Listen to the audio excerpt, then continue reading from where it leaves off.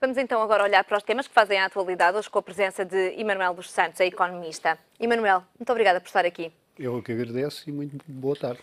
Vamos começar então com alguns dados que foram indicados ontem pelo INE relativos ao primeiro trimestre, tem que ver com o déficit e também com os gastos das famílias. Um primeiro comentário. Muito bem. Eu gostava de fazer um pequeno preâmbulo só para explicar duas coisas. Uma é que as contas financeiras publicadas pelo INE são outro tipo de contas que se publicam paralelamente às contas nacionais, que são publicadas em termos reais, portanto, consumo privado, investimento, o PIB.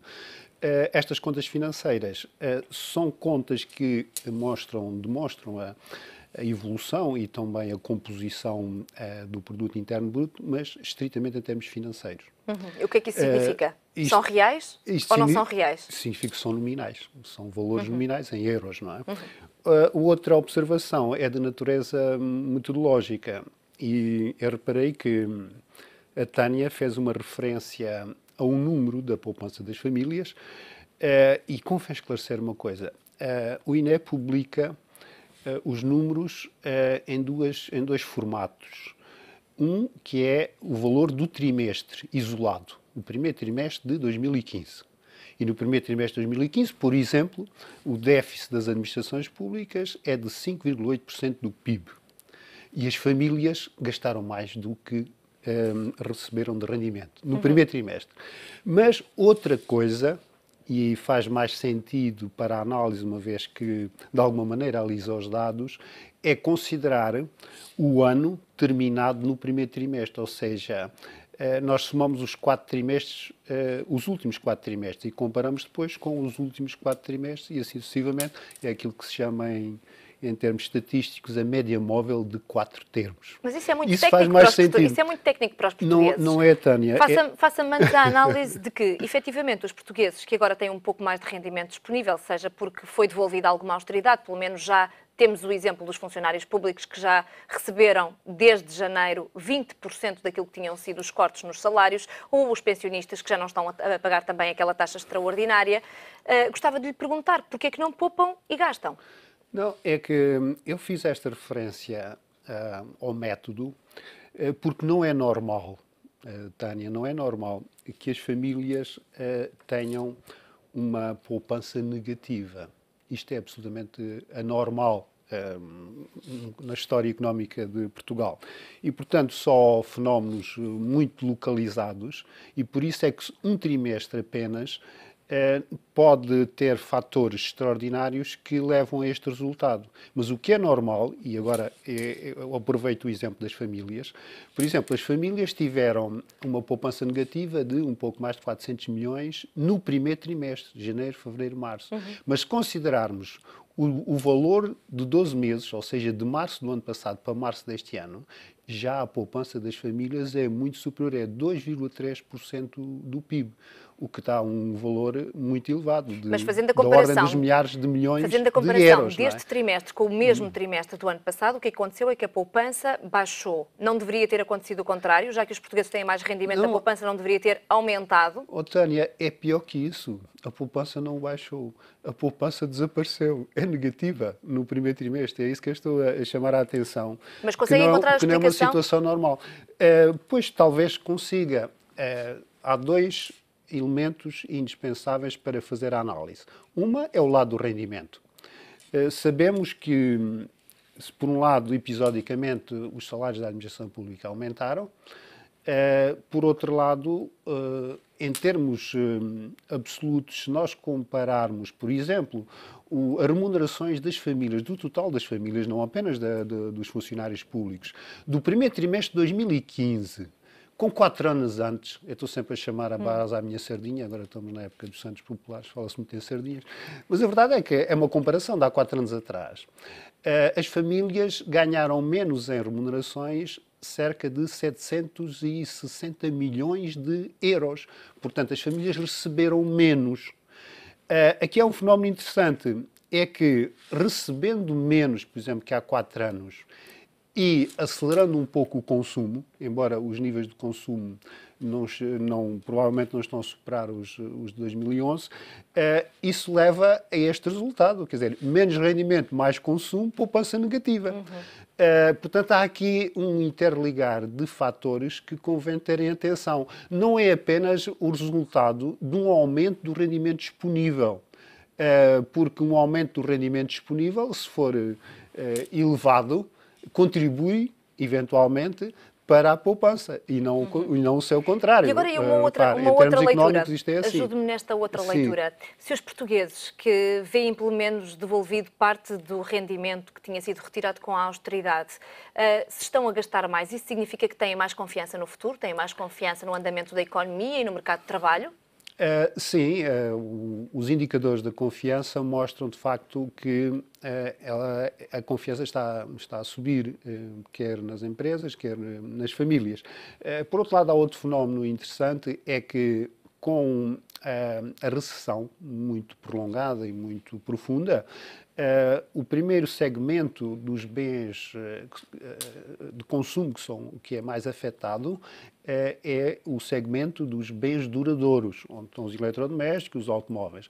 E, portanto, quando há um pouco de aumento do rendimento disponível e também um pouco mais de confiança, esse segmento que estava bastante deprimido é o primeiro, portanto, a subir mais rapidamente e com maior expressão. E essa é uma portanto, boa notícia. É o caso dos automóveis, não é? E essa é uma boa notícia. Como economista, vê isto como uma boa notícia ou como uma má notícia? Que pode, de certa forma, abalar um pouco aquilo que é a balança comercial entre importações e exportações, e gostava de lhe perguntar ainda se acha ou não que os portugueses aprenderam as lições da crise ou se continuam com a febre consumista. Eu peço desculpa, mas não a acompanho completamente na sua afirmação. É uma pergunta. Na febre. Não, é que faz um comentário implícito. Não. Repara uma coisa, a crise foi muito dura para as famílias e não se deve apenas olhar para a questão da distribuição do rendimento em termos de transferência do Estado para as famílias, ou seja, os chamados subsídios e, portanto, de apoios sociais. Há um segmento da população que é esquecido no discurso oficial, que são os desempregados. O problema fundamental, em termos económicos, deste tipo de ajustamento é exatamente o desemprego. Eu já tive a ocasião de tentar explicar esta situação. Por um lado, quando me diz se é boas notícias ou más notícias a recuperação do consumo, para o bem-estar social é uma boa notícia. Agora, para o equilíbrio externo, não nos esqueçamos que os automóveis são em cerca de 90% importados e, portanto, vai contribuir, de facto, para aumentar as importações e, se não houver um aumento correspondente das exportações, depois teremos agravamento do setor externo. Mas não é esse o caso, convém dizer a verdade. As contas do INE também mostram que, no seu conjunto, a economia portuguesa teve uma taxa de poupança positiva, ou seja, exportou mais do que importou, em termos globais, em termos de bens, em termos de serviços, etc. Portanto, desse ponto de vista, nós conseguimos o chamado equilíbrio externo. Já mencionei isso, como referi há pouco, num outro programa. Portanto, conseguimos um objetivo, que era o equilíbrio externo. Mas não acautelamos o equilíbrio interno. E o equilíbrio interno é ter uma taxa de desemprego baixa, ao nível da taxa de desemprego natural e sem inflação. E esse aspecto foi descurado. Foi descurado porquê? Porque o país não tem moeda própria, não é? Não pode desvalorizar para aumentar as exportações e, portanto, se tivesse moeda, poderia ter desvalorizado e teria aumentado as exportações por essa via. Mas como não teve moeda, teve que cortar as remunerações. Por isso é que eu referi há pouco que as famílias perderam remunerações cerca de 758 milhões do primeiro trimestre de 2011 para o primeiro trimestre de 2015. Portanto, houve aquilo que os técnicos chamam uma desvalorização competitiva, ou seja, à custa dos salários e dos preços.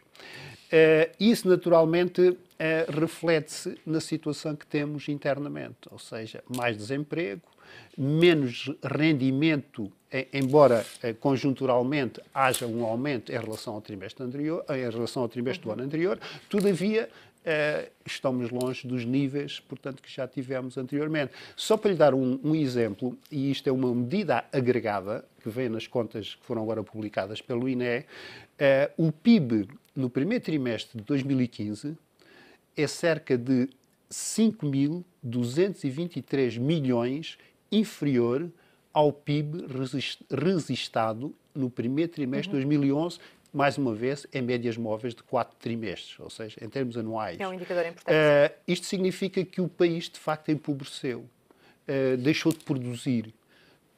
Todavia, como referi há pouco, há um aspecto positivo que é o facto de termos o equilíbrio externo. Ou melhor, até temos já desequilíbrio na medida que o excedente também não é equilíbrio. Temos um pequeno uma excedente última externo, pergunta para fecharmos este tema. Gostava de lhe perguntar. É a opinião numa coluna de um economista, mas bastante interessante, e que tem aqui esta perspectiva. Se efetivamente as famílias, mesmo em tempo de austeridade, porque ela ainda não desapareceu na totalidade, estão a consumir mais, até que ponto não é perigoso um programa como o do PS, que quer devolver todos os rendimentos aos portugueses e ainda incentivar mais o consumo interno?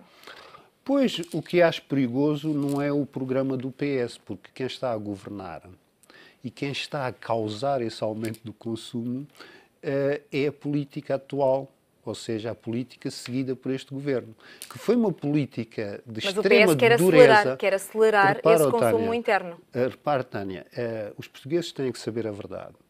E a verdade é esta. O PSD, a CDS, teve 3 anos a apertar o consumo dos portugueses e o rendimento, e agora, nas vésperas das eleições, está, de facto, a dar, enfim, mais rendimento, a distribuir um pouco mais de subsídios, mais transferências, de alguma maneira também a satisfazer alguns lobbies em termos de remunerações, como nós sabemos, e isso está a fazer acelerar um pouco o consumo privado. Isto é o resultado de uma política do governo, não é o resultado do programa do PS. O que eu estou a dizer não é isso. O que eu estou a dizer é que o programa do PS quer ir um pouco mais longe, quer acelerar o consumo interno, quer acelerar o consumo privado, através das medidas de devolução quase na totalidade da austeridade, a redução da TSU para os trabalhadores, são medidas de incentivo ao consumo privado. São, efetivamente, mas isso é reconhecer, como já referimos há pouco, que o programa do Partido Socialista pretende recuperar os níveis de rendimento e os níveis de consumo de há 4 anos atrás. Agora, repare, mas também há medidas, e isto é que é importante, para recuperar a economia, para restabelecer o tal equilíbrio interno. O programa na minha opinião, um programa correto, será acautelar efetivamente os desequilíbrios, voltar ao desequilíbrio externo do país, e por isso mesmo é que, segundo eu li no cenário macroeconómico, as taxas de crescimento do produto interno bruto também são um pouco superiores às que estão implícitas no próprio programa de estabilidade e crescimento do governo, o que permite, portanto, um pouco mais de consumo. E, por outro lado, também há crescimento das exportações. Acautela-se, portanto, o crescimento das exportações e, de alguma maneira, vai-se acompanhando, controlando as importações. E está no cenário macroeconómico, que, como sabe, é um quadro integrado. Vamos ter muito tempo para olhar para esse programa do PS com mais detalhe por hoje. Outro tema que está a dominar a atualidade, tem dominado todos estes dias, a questão grega. Gostava de lhe perguntar diretamente se acha que fizeram bem os credores ontem diante daquela proposta grega, em que os jornais, dentro de casa, em Atenas, noticiaram que o governo deu uma cambalhota, não deveriam ter aceitado aquela proposta e ponto final? Bom, nós já dissemos aqui muitas vezes que este processo, ao contrário das pessoas que marcam limites de tempo, portanto, põem, por assim dizer, impõem calendários e dizem que é a hora H, o dia D, sempre o dissemos aqui e continuaremos a defender que isto é um processo prolongado, lento, e que na instância financeira não há, por assim dizer, possibilidade de acordo, porque os ministros das Finanças do Eurogrupo estão formatados todos eles, incluindo os que pertencem a governos de matriz, enfim, mais socialista, mas os ministros das Finanças têm uma formatação intelectual que não lhes permite aceitar determinado tipo de, por assim dizer, de medidas que são propostas pelo outro lado, pela Grécia. Mas a Grécia ultrapassou algumas linhas vermelhas. Sim, repare que estamos... eu diria que há um pouco, talvez, falta de alguma ponderação, sensibilidade, porque, repara, o que está em causa, segundo eu li ontem, nas contrapropostas da Grécia, há coisas pequenas, não é? Por exemplo, os gregos não dizem que não vão aumentar a idade da reforma, simplesmente os credores querem que seja mais rápido, não é? Os gregos, há uma proposta de aumentar de 62 para 67 anos da parte dos credores, mas mais rapidamente que o governo grego está disposto a aceitar. Portanto, eu estou do lado completamente dos gregos, porque os processos de aumento da idade da reforma não devem ser imediatos e rápidos, porque isto tem consequências sociais muito graves. E relativamente à crítica que é feita de que quase tudo é do lado da receita, quase todos os cortes são feitos a partir do lado da receita e não do lado da despesa. Mas porquê é que isso não é aceitável para a União Europeia? Os credores, segundo eu li, estão a pedir um corte de 400 milhões, o que não é quase nada, e os gregos oferecem 200 milhões. Repare, isto é ridículo. Quer dizer, portanto, não chegaram a um acordo por diferença, por exemplo, neste caso concreto, de 200 milhões. Como eu também não acho bem, e os gregos fazem bem, é não aceitar que o IVA dos restaurantes passe para 23%, está em 13%. Lembram-se onde é que estava a nossa taxa do IVA antes da entrada da Troika? 13%. Nós aceitámos, portanto, aumentar para 23% com prejuízos graves, portanto, no setor dos restaurantes, como nós sabemos, onde a queda do emprego foi muito significativa. Foi tal problema, demos, por assim dizer, desequilibrámos internamente a nossa economia com este tipo de medidas. Eu não vejo, repare, de acordo com a estrutura da economia grega, não vejo, por exemplo, uma medida desse género, que é paradigmática do que os credores externos podem impor no sentido de ir buscar mais receitas, todavia nós sabemos que as economias não funcionam assim. Isto é um pensamento estritamente financeiro. Por isso é que eu acho que a instância financeira dificilmente chegará a um acordo com a Grécia, embora a distância seja curta. E repara que...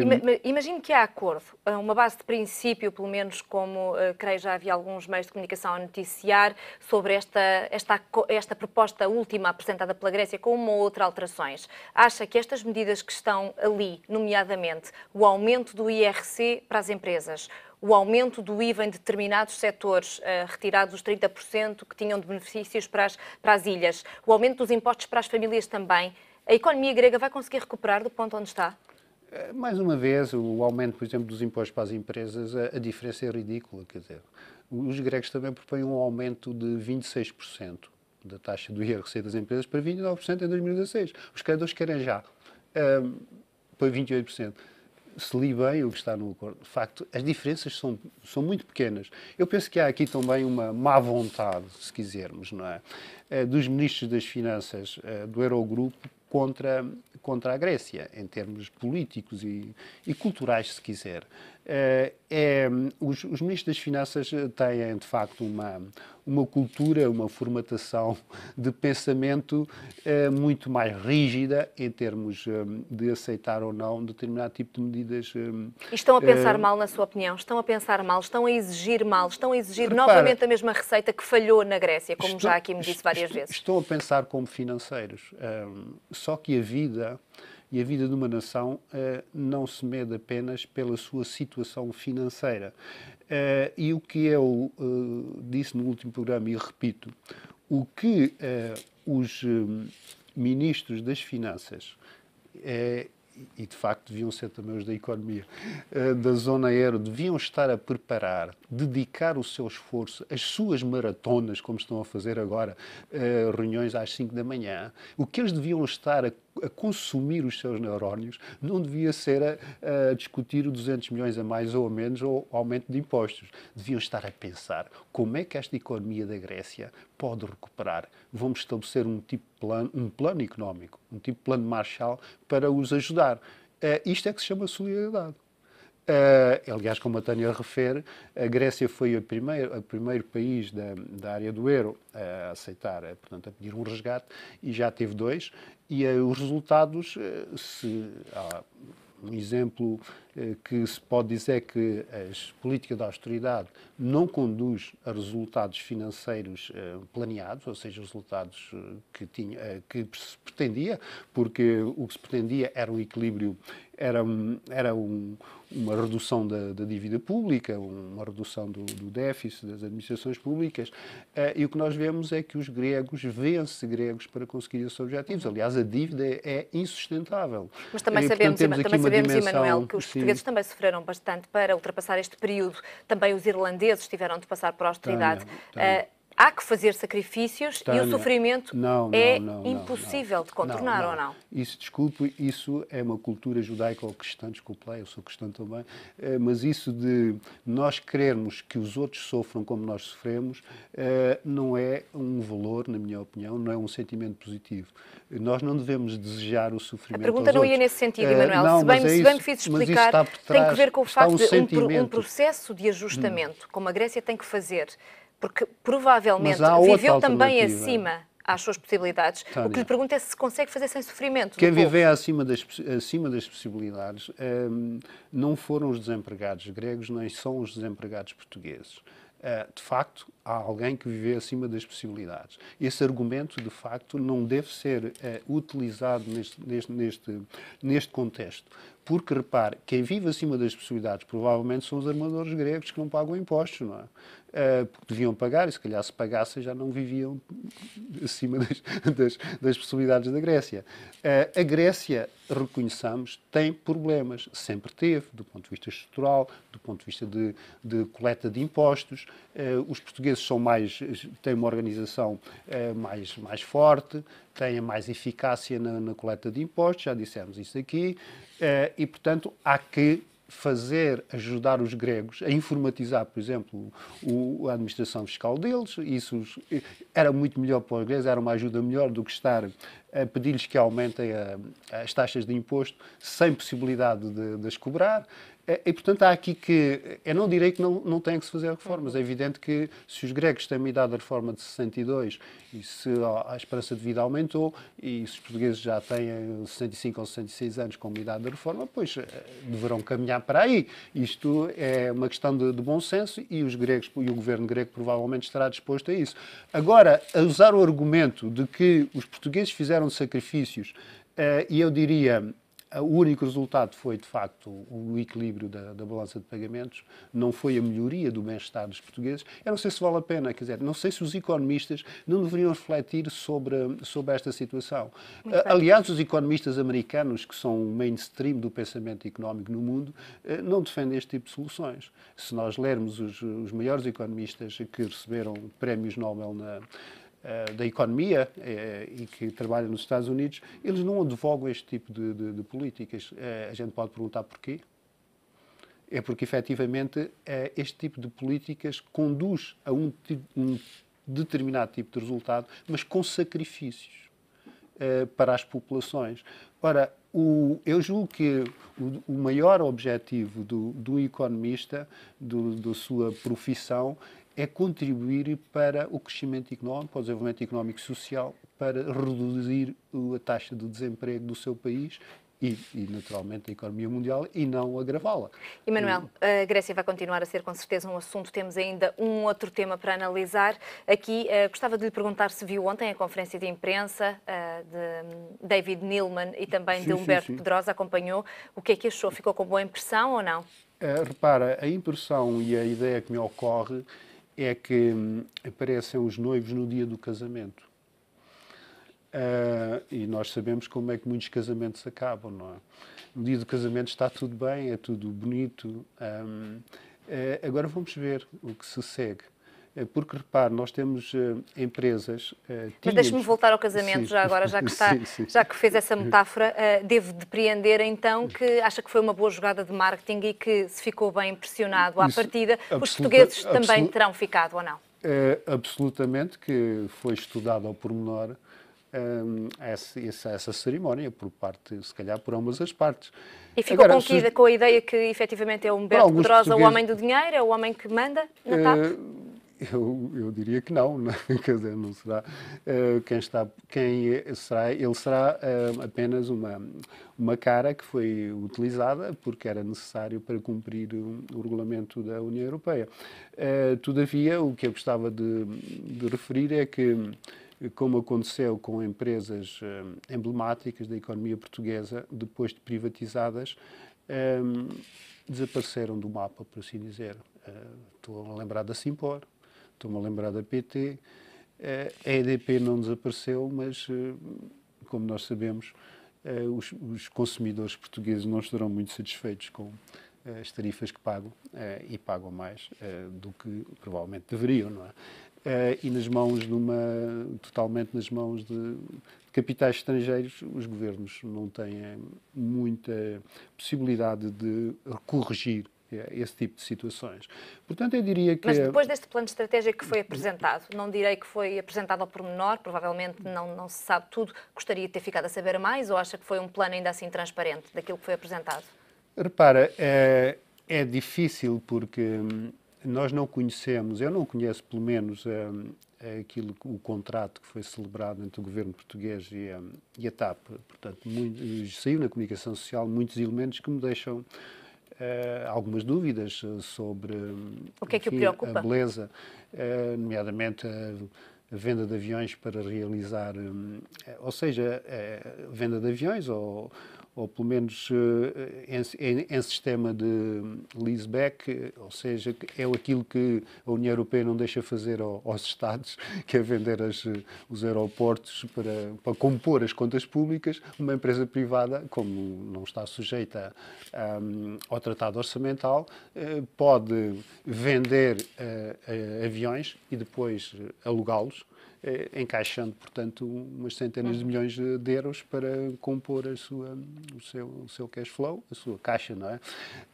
Isso saiu na imprensa, como outros aspectos que eu não percebo bem a lógica, embora não seja especialista nestas áreas da aviação.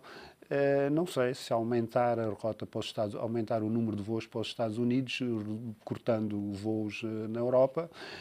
Não sei se é uma vocação da TAP portuguesa, quando nós temos, de facto, outras áreas, como seja a África, os países de língua portuguesa, e, portanto, a estratégia, penso que servirá aos interesses de um grupo e não os interesses dos portugueses.